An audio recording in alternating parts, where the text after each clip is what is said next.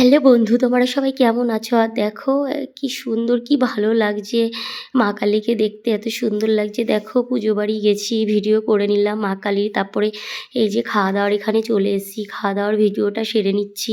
মানে লাইনে বসে রয়েছি, দাঁড়িয়ে রয়েছি, সব বসে আছে, দাঁড়িয়ে আছে, কে কখন মানে বসবে, জায়গা পাবে। তা আমরা ওই যে মানে বেঞ্চ ধরে দাঁড়িয়ে আছি, ওনারা উঠলে তারপরে আমরা বসবো, ঠিক আছে।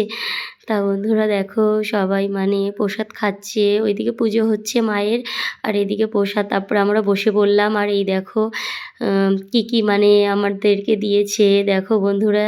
প্রথমে রাধা পল্লবী চানা মশলা দিল, তারপরে খিচুড়ি, আলুর দম দিয়েছে আমার মা। ওইদিকে মা খাচ্ছে, ভাইয়ের বউ, ভাইয়ের ছেলে, আর আমি ভিডিওটা করছি।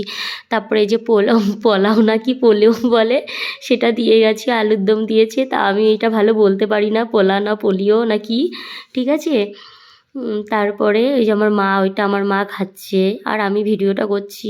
তারপরে বন্ধুরা দেখো এই যে দিয়ে গেল, চাটনি দিল, মিষ্টি দিল, আর আমি বসে রয়েছি পাঁপড়ের জন্য। যে পাঁপড় নেই আমি তো জানি না, আমি বসে রয়েছি। তারপরে দেখলাম না কাউকে পাঁপড় দিল না, আমি চাটনিটা একা একাই বসান দিয়ে দিলাম পাঁপড় ছাড়া, বুঝেছো বন্ধুরা।